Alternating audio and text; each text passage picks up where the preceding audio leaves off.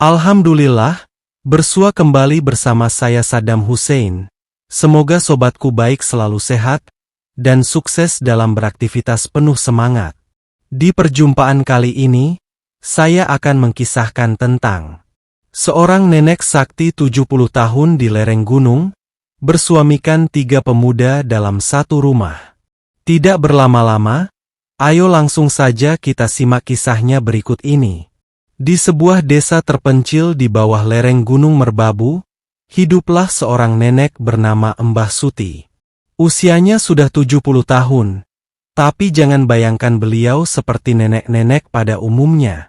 Mbah Suti bukan sembarang nenek, ia punya kulit yang masih kencang, katanya hasil rajin luluran pakai rempah-rempah rahasia, tenaga yang kuat, bahkan masih bisa angkat karung beras 50 kilo, dan yang paling mencengangkan, ia punya 3 suami yang masih muda-muda, masing-masing berusia 35 tahun.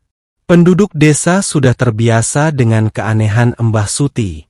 Awalnya mereka mengira beliau ini dukun sakti, karena mana ada nenek-nenek yang bisa menikahi pria muda tanpa ada ilmu gaib di belakangnya? Tapi anehnya, para suaminya semua tampak bahagia dan selalu tersenyum. Malah mereka yang kelihatan lebih lelah daripada Mbah Suti. Ketiga suaminya bernama Joko, Bagas, dan Roni. Joko, seorang mantan pemuda desa yang dulu suka membanggakan diri sebagai pemikat wanita. Tapi begitu bertemu Mbah Suti, entah kenapa dia langsung jatuh cinta dan tak bisa berpaling. Bagas, mantan perantau yang katanya pernah kerja di kota, tapi begitu pulang ke desa dan berjumpa Mbah Suti, dia langsung melamar. Roni, pemuda pemalu yang dulu bahkan grogi kalau bicara sama perempuan. Tapi anehnya, dia malah jadi suami ketiga Mbah Suti. Setiap pagi, desa selalu riuh dengan suara-suara dari rumah Mbah Suti. Ada yang sedang menumbuk padi, ada yang memotong kayu, ada yang sibuk mencuci pakaian. Sementara itu, Mbah Suti hanya duduk santai di beranda sambil menyeruput teh jahe. Iki swami tiga kok aku sing santai. Ujarnya sambil tertawa. Penduduk desa sering bertanya-tanya, apa rahasianya? Kenapa pria-pria muda ini mau jadi suami nenek 70 tahun? Ada banyak spekulasi. 1. Apakah Mbah Suti punya ilmu pelet? Sebagian warga percaya bahwa beliau memiliki ramuan cinta yang sangat kuat. 2. Apakah beliau dulunya bidadari yang menyamar? Beberapa warga meyakini bahwa Mbah Suti sebenarnya makhluk gaib yang turun ke bumi. 3. Ataukah ketiga pria itu sebenarnya kena kutukan? Ada juga yang berpikir bahwa mereka bertiga kena santet dan terpaksa menjadi suami Mbah Suti. Namun, tak ada yang tahu pasti jawabannya. Yang jelas, kehidupan rumah tangga mereka berjalan dengan penuh kegilaan dan kelucuan. Suatu hari, seorang wartawan dari kota mendengar cerita tentang Mbah Suti dan datang untuk mewawancarainya. Tapi ketika si wartawan tiba di rumah Mbah Suti dan melihat ketiga suaminya yang sibuk menyapu halaman, memasak, dan mencuci baju, dia hanya bisa menggeleng-gelengkan kepala. Apa rahasianya, Mbah? Tanya si wartawan. Setelah mendengar jawaban misterius dari Mbah Suti, si wartawan, Mas Budi, semakin penasaran. Dia menyalakan alat rekam dan bersiap menggali rahasia yang selama ini membuat warga desa bingung. Mbah, beneran ini bukan karena ilmu pelet? Tanya Mas Budi. Mbah Suti tertawa renyah. Pelet opio, lu? Aku iki wong biasa. Tapi kalau kamu penasaran, sini duduk. Aku kasih tahu rahasia kecilku. Mas Budi maju mendekat, menajamkan telinganya. Begitu juga ketiga suami Mbah Suti, yang tadinya sibuk bekerja, langsung melongok ke arah mereka dengan penuh perhatian. Semua ini karena ramuan cinta. Mata Mas Budi membelalak. Hah? Ramuan cinta? Joko, Bagas, dan Roni langsung panik. Mbah, Jangan bilang-bilang, nanti ketahuan. seru Joko. Iya, nanti banyak wanita di kota mau nyontek, tambah Bagas. Nanti kita nggak spesial lagi dong. Mbah, rengek Roni. Mbah Suti hanya terkekeh santai. Santai lu. Ramuan ini nggak bisa dibuat sembarangan. Bahan-bahannya spesial dan harus dicampur dengan seni tingkat tinggi. Mas Budi semakin penasaran. Apa bahan-bahannya, Mbah? Dengan anggun, Mbah Suti berdiri dan masuk ke dapur.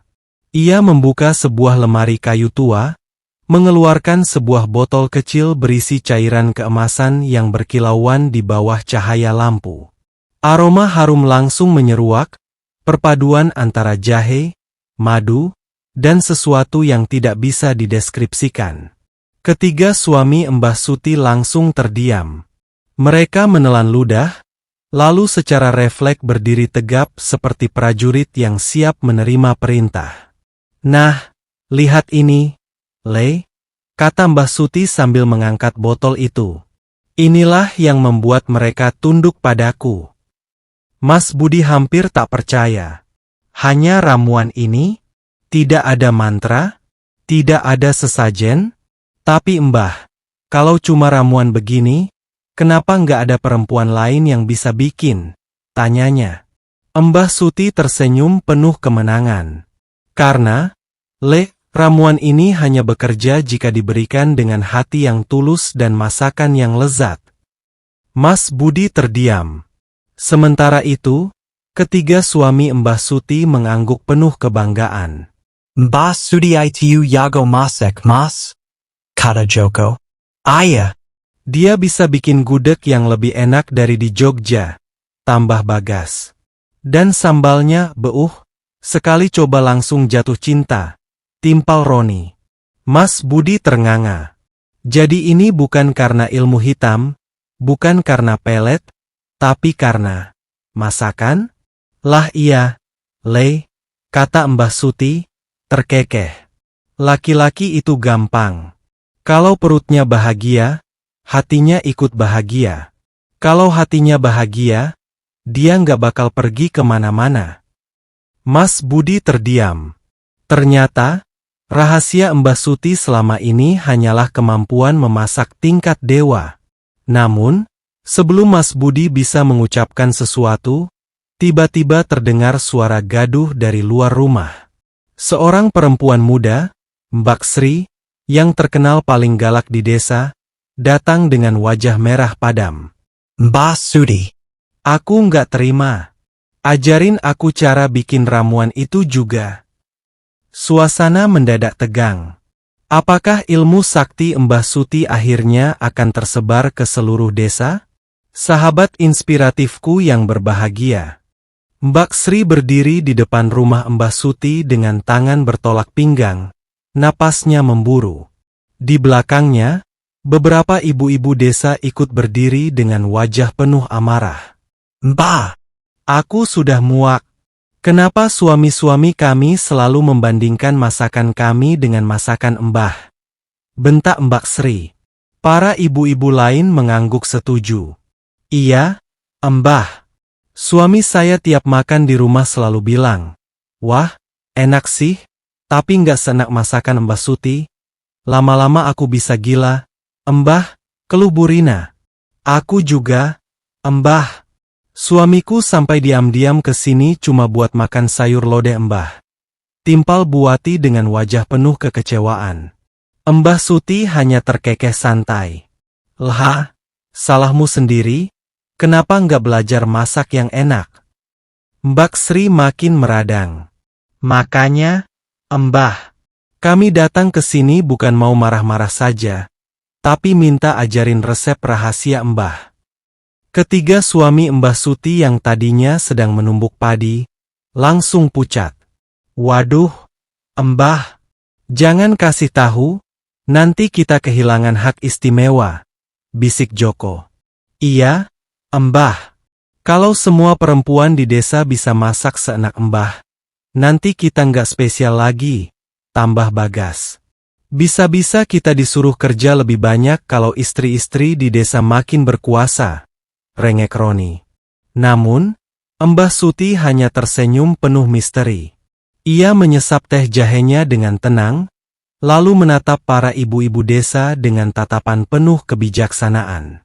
Baiklah, aku akan mengajarkan kalian rahasia masakanku. Tapi ada syaratnya.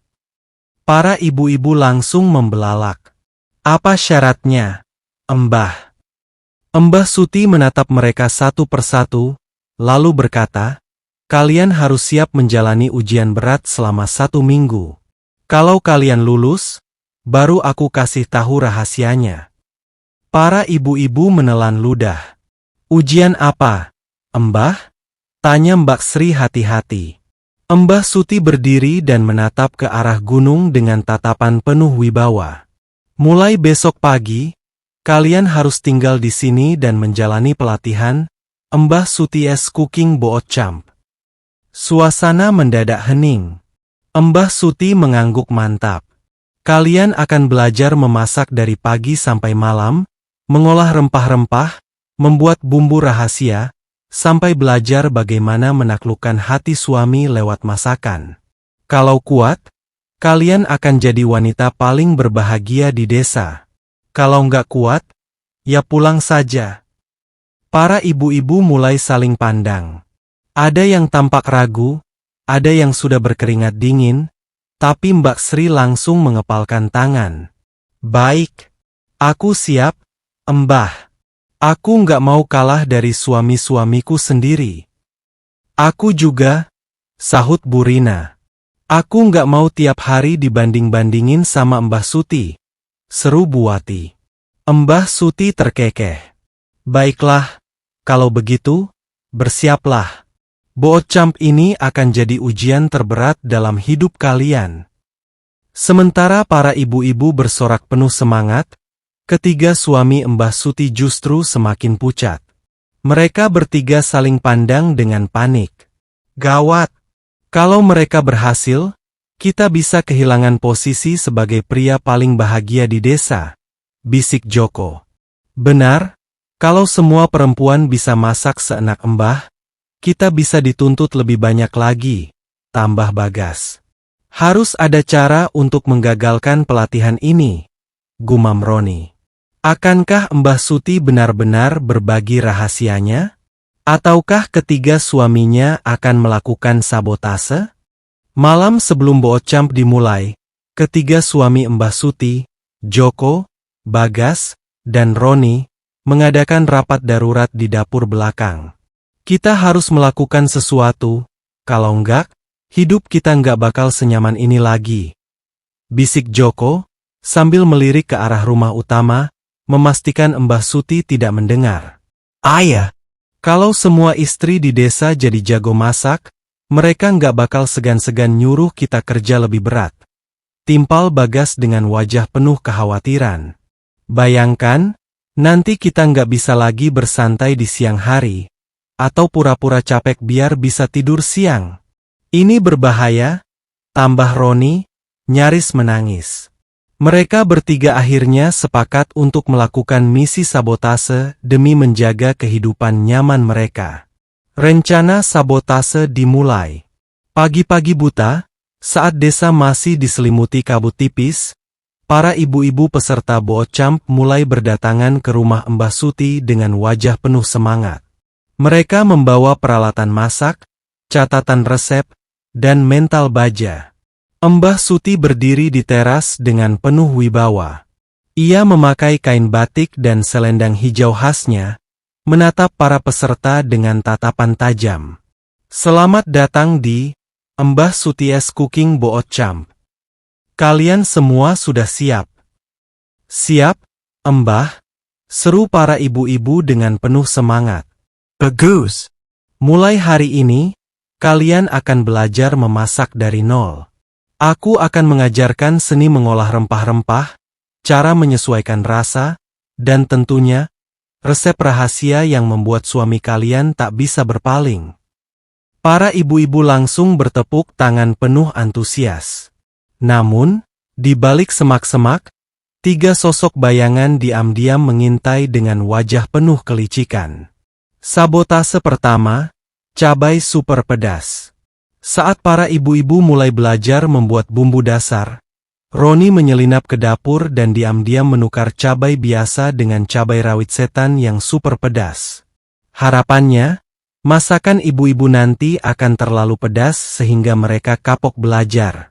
Beberapa saat kemudian, Mbah, "Sambalku kok pedas banget?"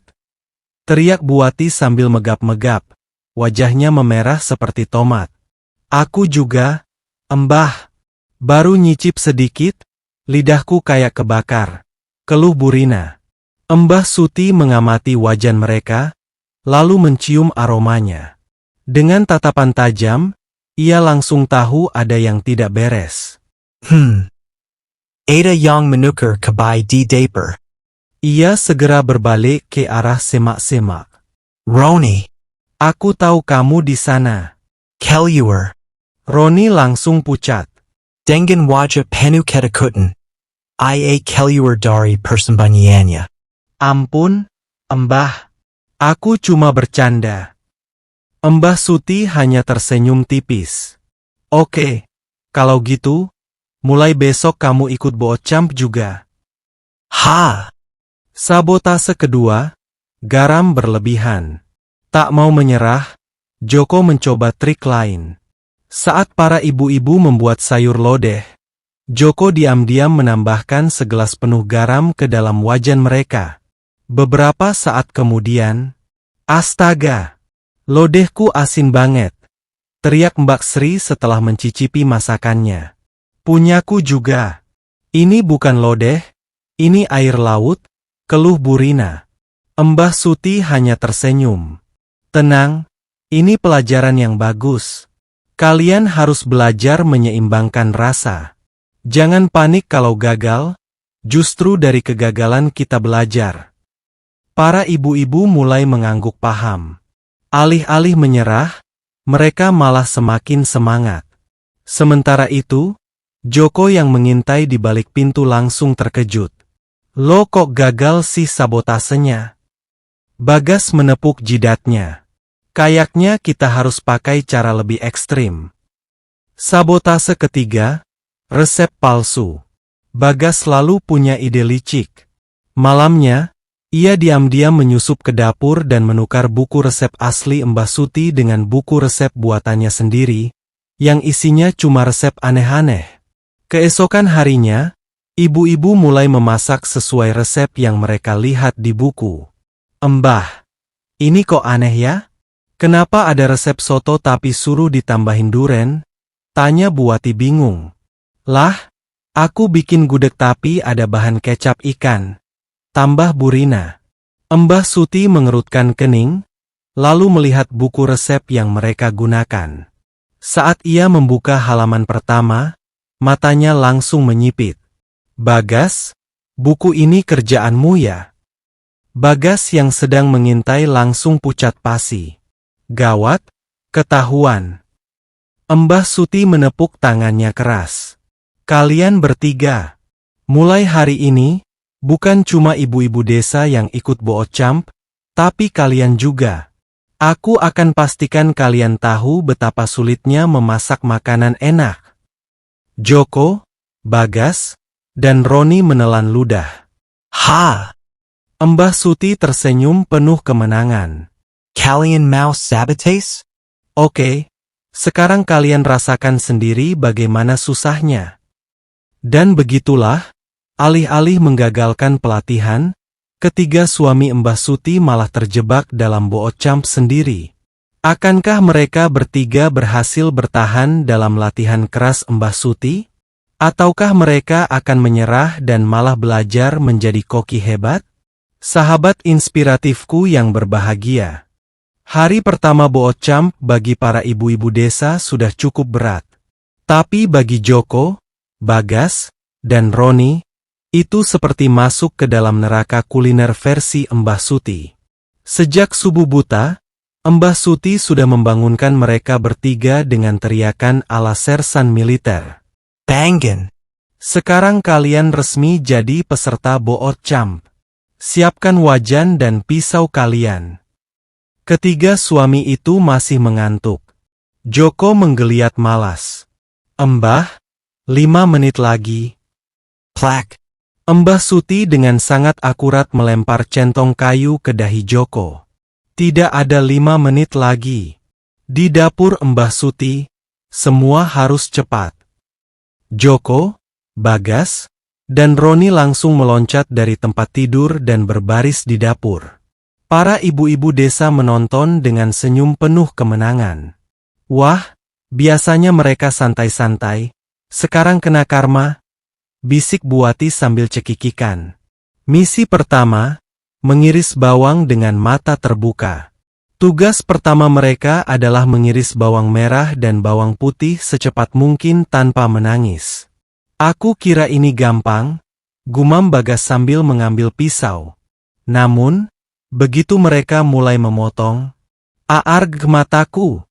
jerit Roni sambil mengusap matanya yang perih. "Mbah, kenapa bawang ini kejam sekali?"